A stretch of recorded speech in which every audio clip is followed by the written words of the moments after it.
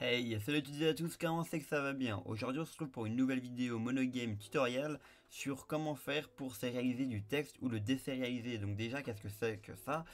Sérialiser et désérialiser, en fait, c'est stocker des informations de votre jeu dans un fichier texte ou n'importe quel autre type de fichier en local dans votre fichier bin que vous pouvez ensuite récupérer au lancement de votre jeu. Donc par exemple, imaginons que vous faites un jeu avec un scoreboard, et bah ça serait intéressant de, quand vous fermez l'application et que vous la réouvrez, que le score reste stocké dans votre jeu et pas qu'il se reset à zéro. Donc je vais vous montrer très simplement comment faire avec n'importe quel type de données. Donc ça peut être des listes, ça peut être des chiffres, ça peut être du texte, etc. Et cela de manière très facile. Donc, sans plus tarder, prenez votre meilleur projet où vous pouvez continuer les tutoriels que je vous ai concoctés les semaines précédentes. Donc là, vous allez dans la source du projet sur tuto YouTube, vous faites clic droit, ajouter une nouvelle classe. On va l'appeler, dans notre cas, on va l'appeler scoreboard. C'est, si vous vous rappelez bien, on a en fait déjà un projet où on a un peu du score ou peut-être de la vie, je me rappelle plus. Scoreboard, on va mettre comme ça, scoreboard. Plutôt non, on va l'appeler plus généralement data. Voilà, data. Allez, enter. Donc là, ça vous crée votre petite classe. On va lui faire un petit constructeur assez basique. Public data fabuleux. You, pas date, data. Et voilà, là on a créé un petit constructeur des familles qui va nous servir à load les données de votre fichier désérialisé. Donc en premier lieu, ce que vous allez faire, c'est ajouter un using. Donc c'est le using system.xml.sérialisation. Hop là, ce qui va vous permettre en fait d'avoir l'accès à la bibliothèque de la sérialisation et de la désérialisation donc.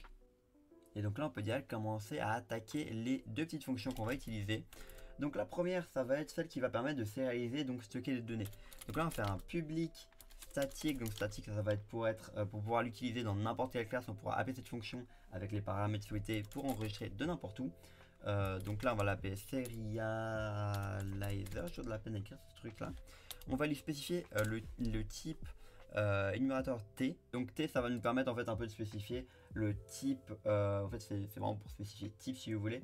C'est le type de données et ça vous permettre en fait de vraiment mettre n'importe quel type de données sans poser de problème. Donc là, vous allez ajouter le paramètre namefile qui va être donc le nom de votre fichier. On va rajouter donc aussi la data qui sera de type T. Donc là, on ouvre les paramètres. Là, on va directement instancier XML serializer. Vous devez toujours faire ça pour commencer la sérialisation. Et hop là, normalement c'est bien dit comme ça, fabuleux.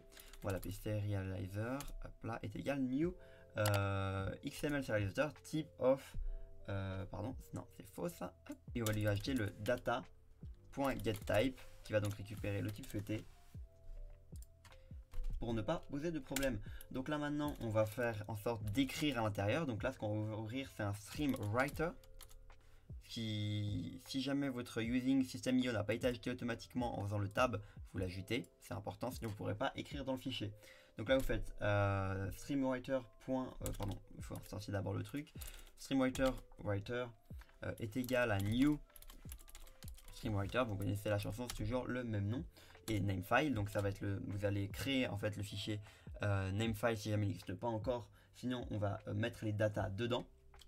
Donc là ça nous complète directement. Serializer.serialize writer, donc ça va être le fichier qui va être écrit, ouvert, et là la data c'est ce qui va être stocké. À la fin de ça, dès que ça a été écrit, on fait un writer.close, donc là on peut directement tester. Voilà, serializer, on en paramètre quoi? On va mettre directement le nom du fichier, on va l'appeler par exemple vie du joueur.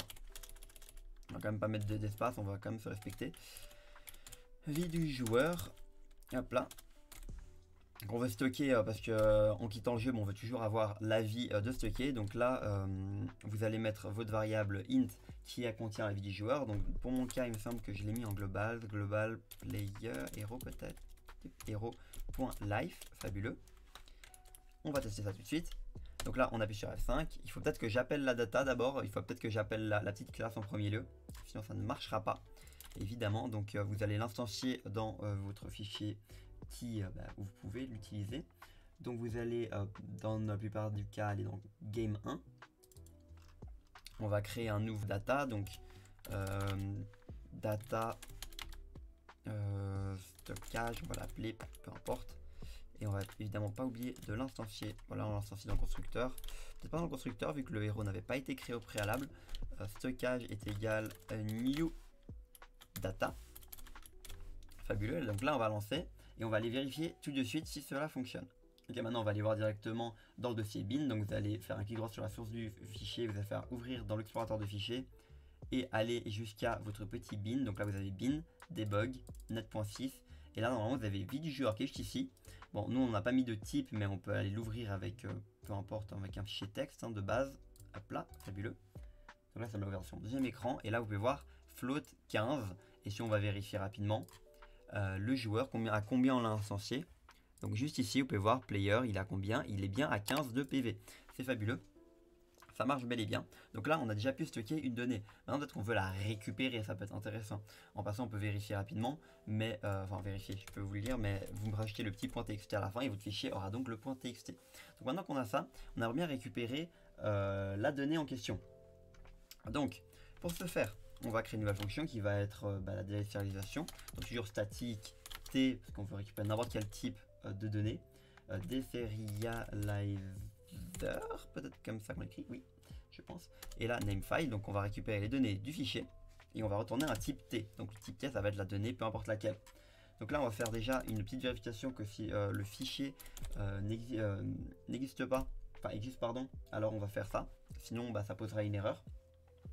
File existe, namefile évidemment, namefile. Si c'est le cas, on rentre, on fait un stream reader. Reader, ça va être donc pour lire le fichier. Il faut évidemment l'instancier, c'est comme le writer, mais cette fois-ci pour le lire. Et je vous le dis juste, mais vous ne pouvez pas effectuer les deux actions en même temps, parce qu'à partir du moment où le fichier est lu d'un côté, enfin pardon, vous ne pouvez pas lire deux fichiers en même temps, parce que dès qu'il y en a un qui est ouvert, tant que c'est pas fini, vous ne pouvez pas l'ouvrir à nouveau. Donc stream reader, on rajoute en paramètre namefile, hop là, fabuleux. On met le petit virgule point. Et maintenant, on fait quoi? On fait un XML serializer,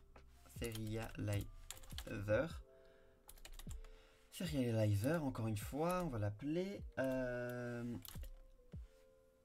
Et cette fois-ci, on fait un new XML serializer. En fait, on peut utiliser cette fois-ci le typeof, ça marchera normalement sans trop de problèmes.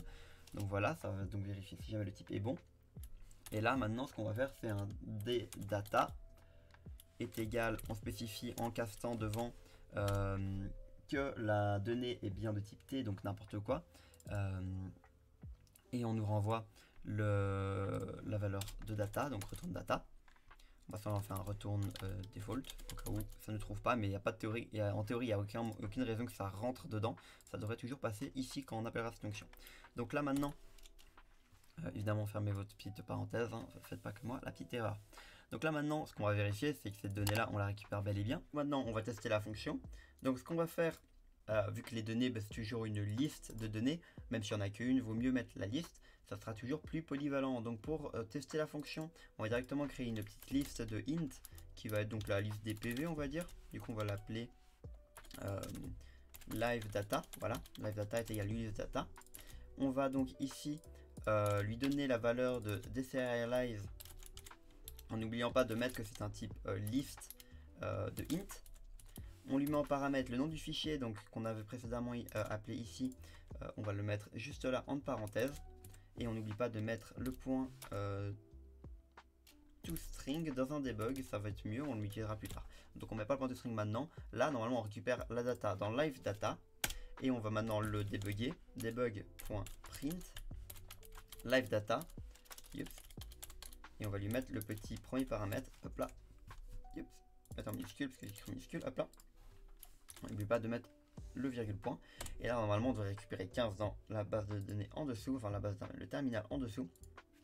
Et j'ai oublié de mettre le point toString. Non, ça devrait mieux jouer maintenant. Ok, donc là, on va lancer le petit programme. Et comme vous voyez, une petite erreur, qu'est-ce qu'il nous raconte? Ah ben c'est un float parce que la variable global hero life c'était un float initialement. Donc là on va faire un petit caster de int pour que ça stock en int. Donc là on va relancer, on va vérifier si ça fait une erreur ou pas.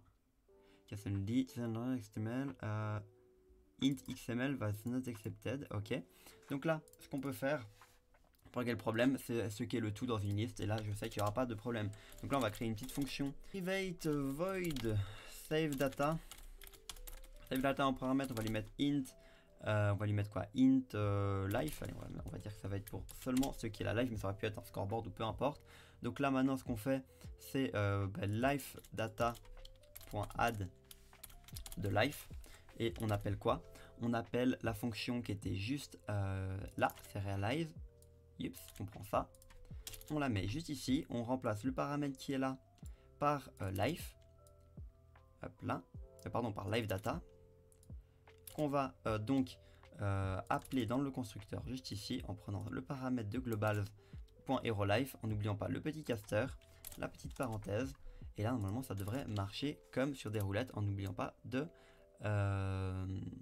hop là, de retirer cela. On n'a pas besoin pour le moment, si on en a besoin juste après. Hop là. Donc maintenant on va check, ça va stocker donc la data.